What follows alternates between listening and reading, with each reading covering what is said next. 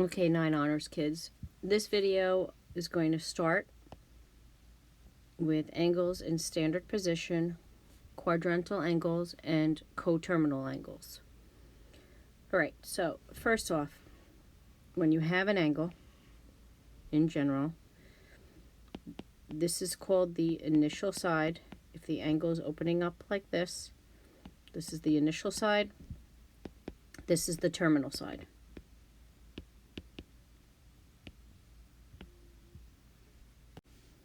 If the angle measures 0 degrees,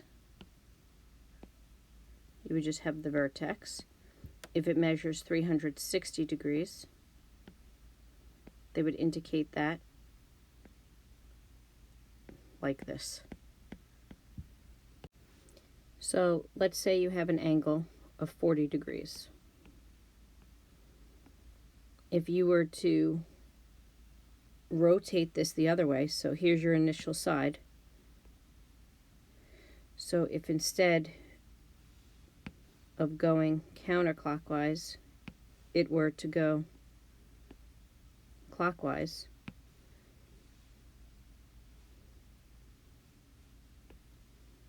we would call it negative 40 degrees. Okay, so you're going to probably want to pause the video and copy down this definition after I read it to you. An angle is in standard position when the vertex of the angle is at the origin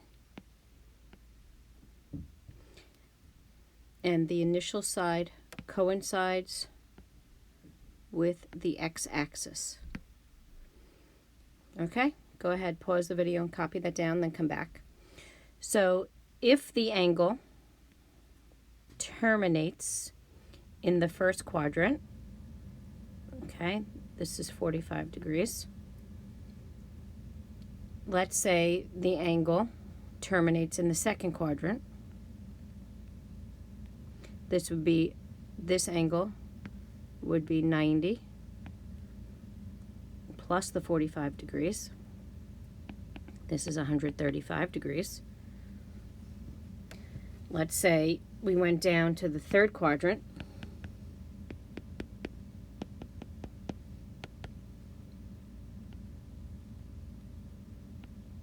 This angle would be 180 degrees. This is 180. Let me stop off at 180. Plus 45 is 225 degrees.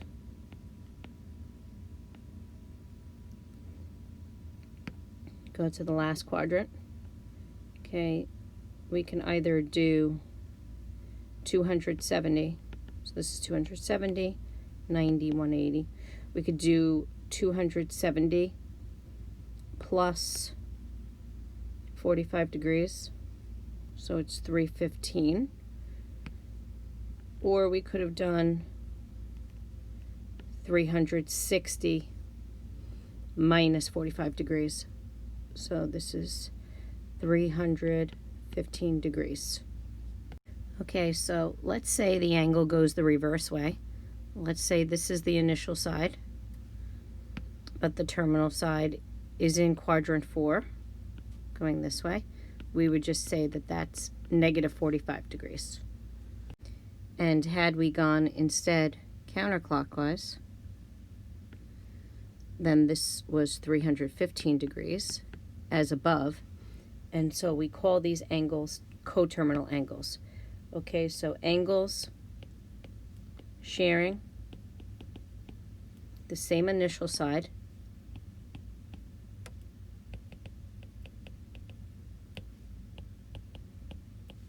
and same terminal side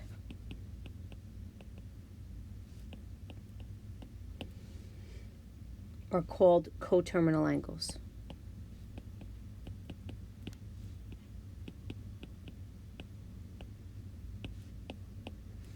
All right, take a look at this example. So we want to state the measure of 3 angles coterminal with 135 degrees. So here we have our 135 degrees, right?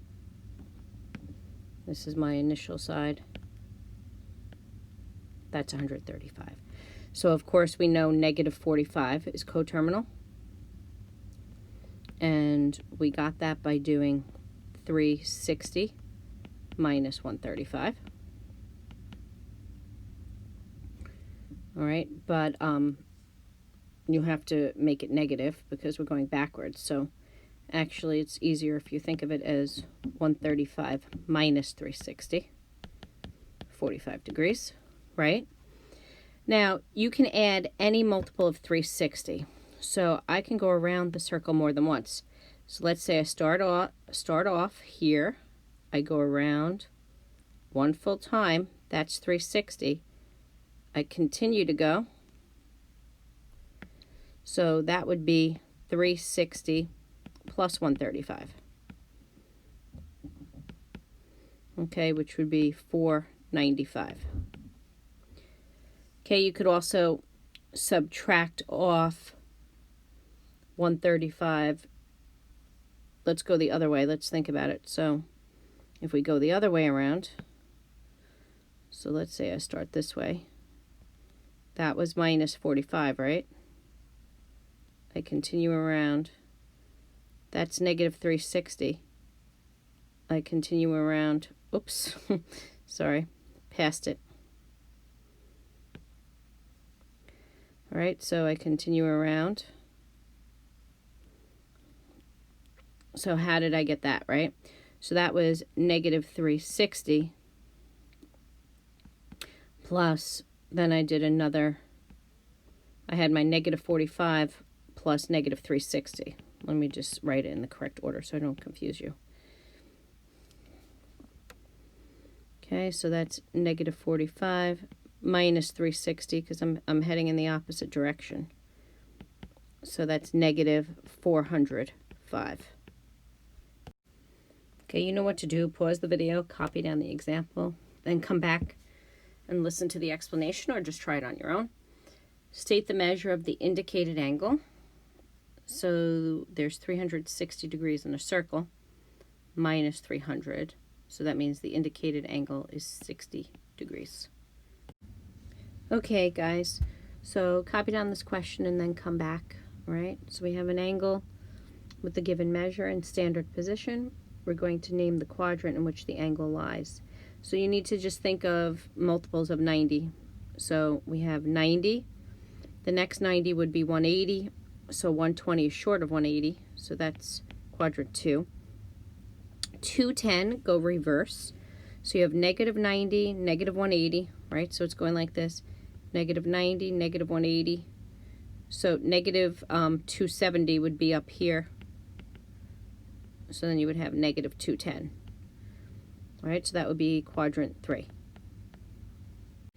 Okay, in this example, we want to know if 25 and negative 335 are in standard position, are they coterminal? So there's a few ways of thinking of this. You can think, well, if I went 25, if this is my initial side, and I go 25 in this direction, now I'm going to go in the opposite direction. You could picture it, that would be 360, right? Subtracted from the 25. So yes, I would get negative 335. A lot of times you may want to make a picture to help you with this. Okay, so the next part of this video is going to be on radian measure. So what is a radian measure? Let's say you have a circle, okay? And your circle has some radius r.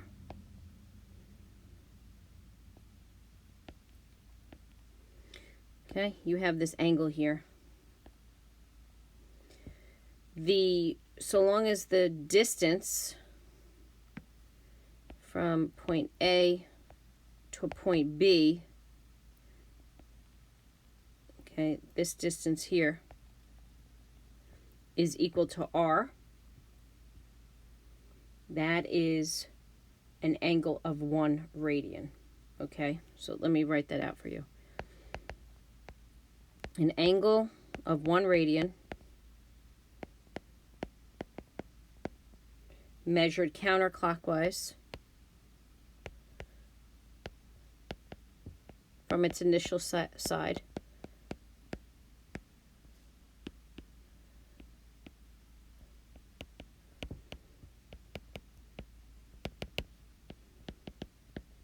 is a central angle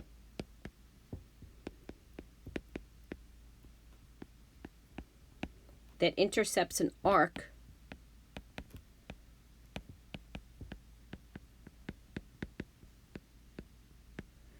I would call this arc AB,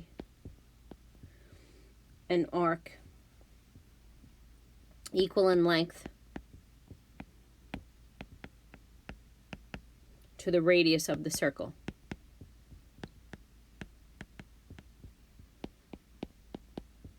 Okay, so pause the video and make sure you get that definition down.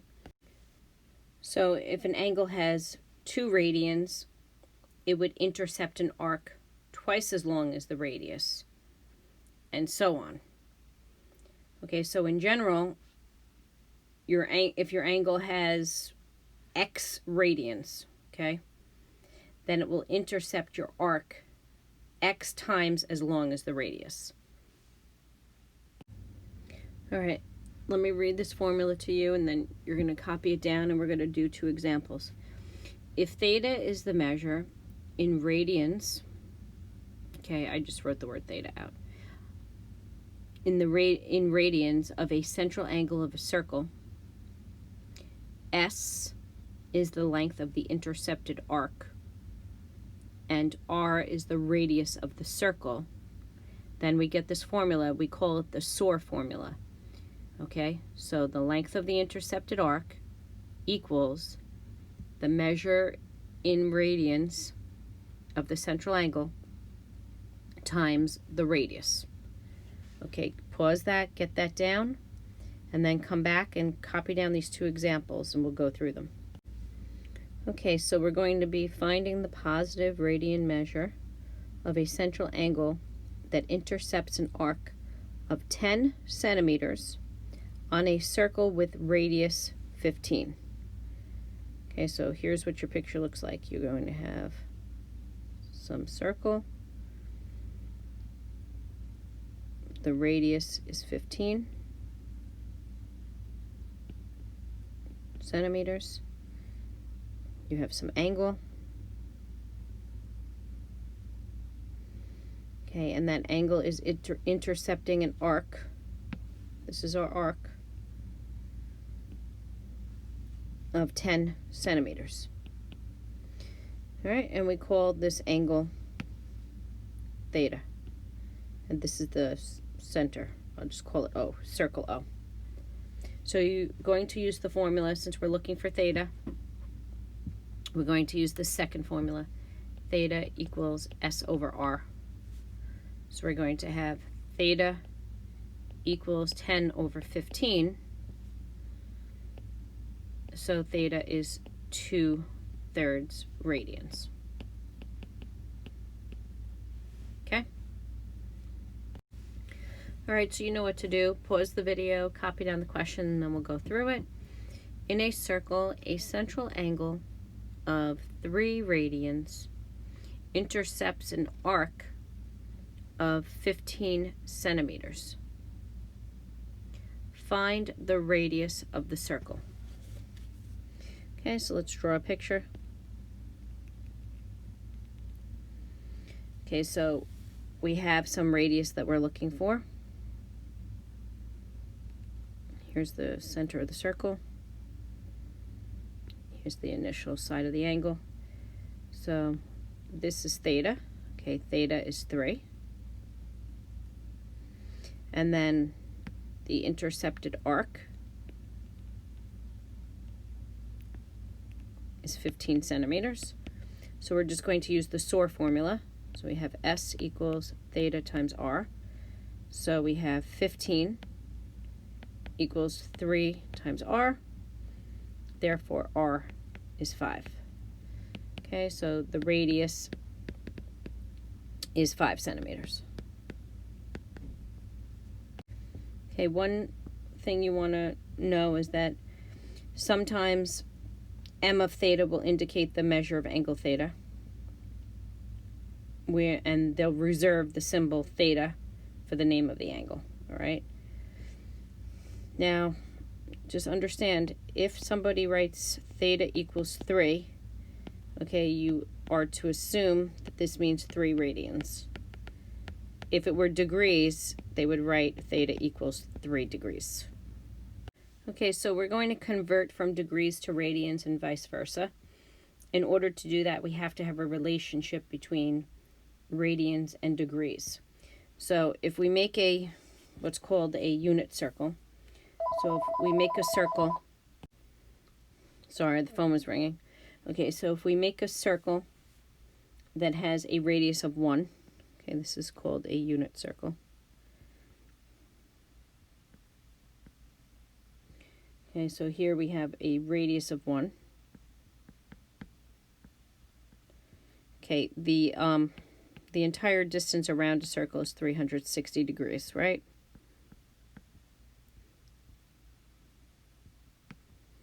So this distance, if we start here and go around, we know that that's 360 degrees. Now, the circumference of the circle, if we're talking about the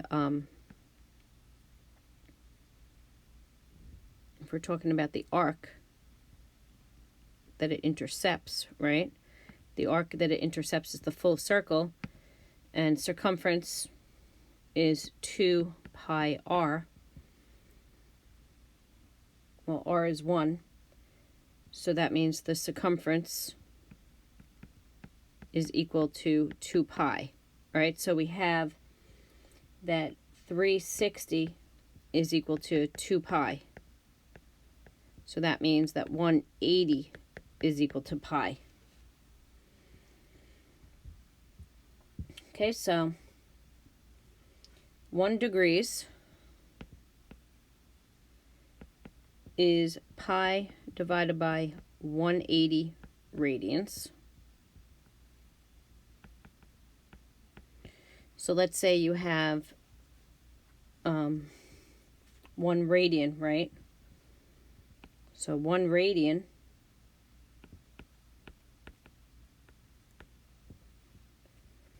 is 180 divided by pi degrees.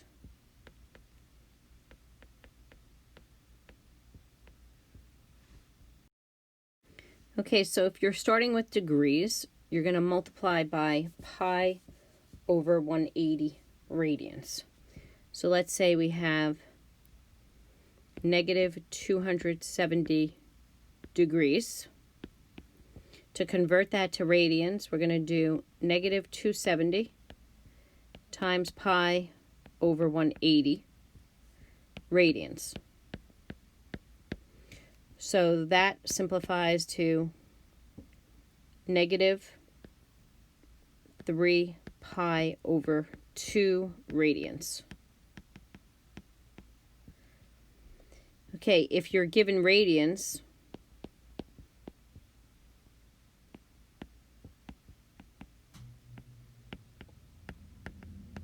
you're going to multiply by the reciprocal. Multiply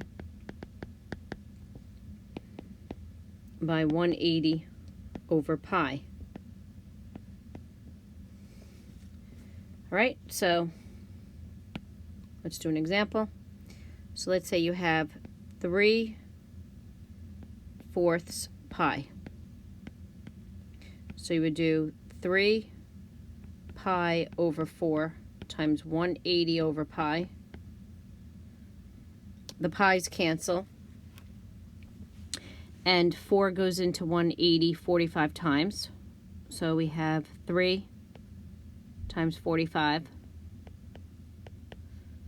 Okay, which is 135 degrees. Okay, kids, so that concludes this video, all right? This part of the course is from Algebra 2 Trig, and we'll do some flipped work in class. Hope this helps. It's a good reference to go back to as well. Thank you.